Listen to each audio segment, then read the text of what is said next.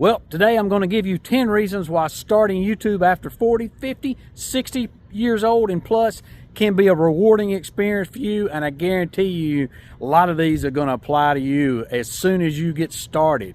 So back behind me is the battleship USS North Carolina, also known as the Showboat. She was from World War II, and she served honorably in World War II and is credited with a lot of aircraft and campaigns that were very, very successful, and had she not been there, they would have turned out different.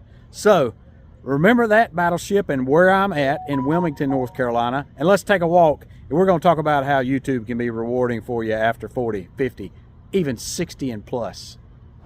So one of the things we've talked about in previous videos was leaving a lasting legacy. So you can leave a lasting legacy for your grandkids or your friends. You can leave a lasting legacy for yourself when you get Alzheimer's and you have no clue what you used to do. You can leave a legacy in the form of recordings of your life before Alzheimer's, right? And of course, this channel is all about helping you, the 40, 50, 60 and plus year old crowd, get into YouTube. My other channel is about backpacking and hiking, and that's where my passion is. But on this channel, I'm here all about helping you. So leaving a lasting legacy is one of the things you can do. So along with that is a hobby.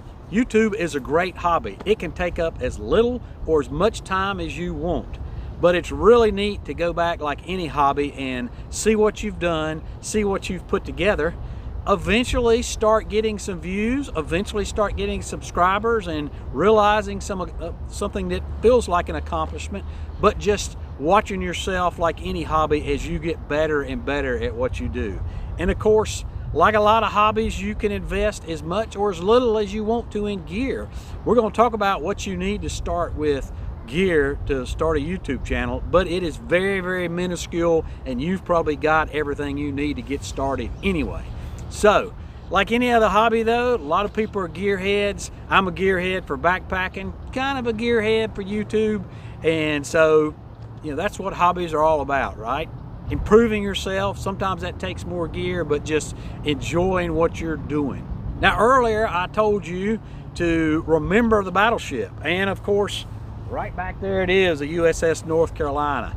We'll spin the camera around here a minute and we'll see Wilmington and the waterfront. But what I want you to realize is that you can do YouTube from anywhere. I live on the other side of the state in western North Carolina, but I'm down here at work, on a work trip, doing YouTube. So you don't have to do it just from home. You don't have to create a studio. You can do it from anywhere that you are, particularly with low-tech equipment like I have. And you don't, even if once you get this high-tech equipment, if that's what you choose to do, you don't have to drag that with you everywhere. You can just use simple stuff to do that. And so I'm down here at work, thought I'd take a few minutes to come see and pay my respects to the USS North Carolina. I wanted to eat down here on the waterfront at some of the great restaurants, and so what better place to do a YouTube channel than down here on the waterfront in Wilmington, North Carolina. And I want you to see it, so I'm going to turn this camera around. So along with that hobby aspect is releasing creative energy. People have all types of creativity about them. I have never felt like I was much of a creative person until I started YouTube. And now I have all this creative energy in me about what type of video to do next. I don't worry so much about what whether I'm going to get views or subscribers from it. Right now, at my level, I'm just enjoying the creativity of it. It's more of a hobby. I am making a little bit of change from it, not making a living from it by any means, but we'll talk about that in just a minute. But I have found a new way to release the creative energy that I didn't even know I had. And along with that is learning a new skill set. So before I started YouTube, I had no skill set about how to script a video, how to produce a video, how to film a video, how to act in front of the camera. And believe you me, if you go back and look at some of my earlier videos where I was just getting started, I was not comfortable at the camera, in front of the camera at all. And we'll do a video about that later on, but you don't have to be comfortable in front of the camera to get started with YouTube. You just got to know how to push that button. And so learning that new skill set and seeing the accomplishments from that in the form of, hey, I've grown from this video to that video, and you don't have to have exponential growth. It can just be each video, they say, you know, huge creators say, make it 1% better than the next. And think about that. In 100 videos or 50 videos, you're going to be half better than you were the first time you got started. And believe me, you will get better as you go along. You will get comfortable in front of the camera as you go along. Now, along with that accomplishment is realizing goals. So part of that is getting better and better and realizing those goals, and at some point you'll start to get more subscribers, you'll start to get more views, and so you'll set goals on how many subscribers you want to get this week, this month, this quarter, how many views you want to get with this video. And so you'll start realizing those goals and those accomplishments, and so there's a satisfaction to realizing your goals. Now, that's a double-edged sword. If you don't hit those goals, a lot of people after a while will just drop out of YouTube because they're not hitting it. They're saying, well, the algorithm don't like me. The algorithm has something against me. It's only for big channels. Nothing could be further from the truth. We'll do videos on that as well about the algorithm, but basically the success of what you do on YouTube is not all about whether the algorithm likes you. It's all about you and how you are with your audience, how you are with your material, the preparation that you do to put into it. Not about gear necessarily, not about tech. It's all about you. It's not about the algorithm. So one of the big things is that I really enjoy about it is, and as I move into retirement eventually, and by the way, today's October 23rd, yesterday I turned 60 years old, so good on me, right? But one of the things that I am starting to realize is, as I move into my retirement years and doing something other than working 50 hours a week and creating something that I work for myself, is the flexibility to do YouTube whenever and wherever I want to do it. And so you can go anywhere in the world. You can do it from the space station, for that matter. So you can go anywhere and do YouTube. You don't have to do it from home. Don't have to do it from a studio or something. That's the flexibility anywhere, anytime that you have to do YouTube. One of the greatest aspects and the greatest rewards has been building a community. So I have a community of people that, dare I say, love me. I think they really like me anyway. And they are constantly pumping me up, giving me great comments. Rarely ever do I get bad comments. There's always going to be that troll now and then, and it depends on what your subject matter is as to whether you have trolls come in. If you've got a controversial niche, controversial subject matter, then you're going to get a lot of negativity to it. It's also about how you present yourself and how you present your content as to whether or not you get that negativity. But you can always turn those trolls off. You can always block them, get rid of them. But for me, I have a community that follows me. And to be honest with you, my subscriber base, if you look at my analytics, there is more people that is not subscribed to me than there is people that is subscribed to me. So I typically get 3/4 of the people that watch my video are not subscribed to me, and only a quarter of my subscribers watch my video. Now, I'm talking about on the other channel, of course. This channel's not big enough yet to do that, but it will be one day. So building that community, enjoying the comments that we have and the back and forth banner that we have in the comments in that community. You know, when I do something and I ask for people to remember me in prayer, or to send me good thoughts, or to send me good vibes, whatever it is they do, then they do it, and they let me know they do it. And so that is an awesome aspect of building community out there. Another aspect of building community is mentoring others. So being a mentor can be very, very rewarding. And that's one thing that I feel like I am on the other channel, is I am a mentor to people out there in the hiking and backpacking world. I get questions all the time. A lot of times people ask me through my social media direct message, so that it's not public in the comment section, but a lot of times it is public in the comment section. And so people look to me as a mentor in what I do in the backpacking world on the other channel over there, and that is so fulfilling for people to ask me and respect the opinion that I have. And so that is a very rewarding aspect of it.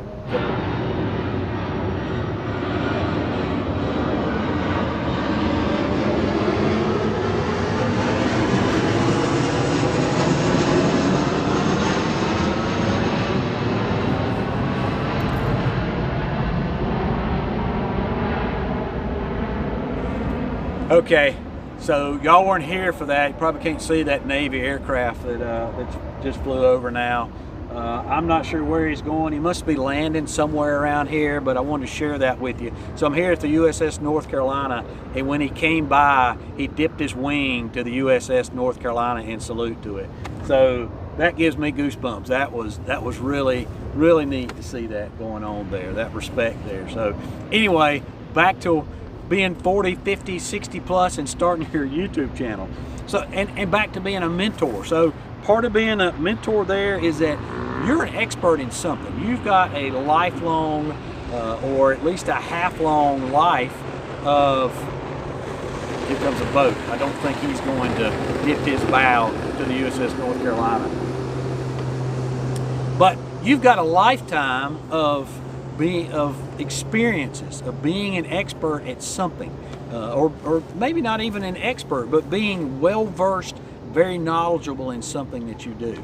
And so that translates into information that people are looking for on YouTube. And you can search for any type of search almost, and you can find subject matter on it on YouTube. So whatever it is that you're knowledgeable about, whatever it is that you're just a little bit better than most of the world about, then that is a good niche for you. That could be subject matter for a YouTube channel. And so that's just part of mentoring, is sharing your knowledge with other folks out there. And along with that mentorship, eventually as you build your channel and you reach the threshold of 1,000 subscribers and 4,000 watch hours, and believe me, that will come eventually if you're doing what needs to be done. But when you reach that, as you're mentoring people, then AdSense kicks in. So the YouTube Partner Program kicks in, and you will start getting paid for the ads that are run on your video. So that translates into money. So up until this point, we've had intangible rewards. Now we're going to have some tangible rewards. And so one, the sooner you start your channel, the earlier you start your channel, or the more you invest in your channel, the faster you're going to get to that AdSense program, that YouTube Partner Program, and build it to the point where YouTube will start paying you for your videos. Now you also have other ways that come in there. We're just going to superficially touch on them because we're going to do some other videos where we'll do a deep dive into that. So you got AdSense. You've also got sponsors. So I get sponsors every single day. I have at least 2 to 3, sometimes more, companies that contact me and want to sponsor a video. They want to either give me free stuff in exchange for a review, or they want to pay me for a sponsorship on my channel. And so I'm very picky about who I use. They range from everywhere to knives and forks, clothing, to jewelry, to gear, to right now I have a fairly decent sponsorship with Element Drink Mix, which is a electrolyte drink mix. And so I get paid. I do 2 30-second, I don't have to do any more than 30-second integral video within my normal video ad for them. And I do that twice a month, and they send me a check for that. And it's a pretty dang decent check for that. Enough for us to, have a better vacation than what we would normally have otherwise. So that's a sponsorship opportunities, and they will come as your channel grows. Okay, and then you can also do courses. So eventually you'll have enough clout out there, you'll have enough people following you and enough people asking you questions that it'll be worth your time to put together a course, a paid online course that you can sell to people, and that will be passive income. So YouTube AdSense is already passive income. Once you make the video, then that's it, you're done. And as long as you've got that threshold, then that people are watching it, that video continues to make you money. The same thing with an online course. Once you create it and post it and you get people coming to it, then that's passive income. And of course, you're going to have to do some ads, you're going to have to contact people, you're going to have an email list, but all that can be automated. All those things are things that are deep dives that we'll get in eventually on this channel. But those are ways that you can also make money, is through courses. And then you can also do mentorship over the phone or via email and charge people for that. So you can set up an app. There's an app called Calendly, and you can set up to where you can have 30-minute or an hour, or however you want to place it, increments of a phone call on a certain day at a certain time. You can set that up, and then people will come to that site, and if they want to call you and ask you questions, pick your brain, maybe go over whatever it is aspect you have, send you some PDFs or JPEGs or something to have you look at it and want your opinion, and they will, then that is something that you can do as well and get paid for that. So that's the YouTube Partner Program, AdSense. That is sponsorships. That is courses that you can produce. That is mentoring people over the phone or over email or over Zoom. You can also do things like have a merchandise store. So there is a lot of ways that you can monetize your channel. And you'll notice that 4 out of 5 of those are different than what's on than the actual YouTube apps AdSense. And most people, once they get to that point that they do that, they're making a whole lot more money on those other things that they do other than what YouTube pays them. So those are just some of the rewards. Those are 10 rewards that I hope you'll think about as we are starting to transition now into how to actually start doing videos, how to start actually producing videos and filming videos, and what you need to do that. So we're going to start, I'm going to start posting videos for that. If you got any questions at all, please ask those. If there's certain things that you want to see included in the videos, instructions coming up, please let me know down below in the comment section. It really helps the algorithm and helps drive more people to this channel. If you will like this, give it a thumbs up, and if you will subscribe to this and ring that little bell down there. And so all those will help drive more people to this channel, and we're going to build this channel together and get other people exposed to it so more people can take in the advantage of having a YouTube channel at 40, 50, 60 plus years of age. Folks, that is all I've got. Look forward to seeing you on the next one.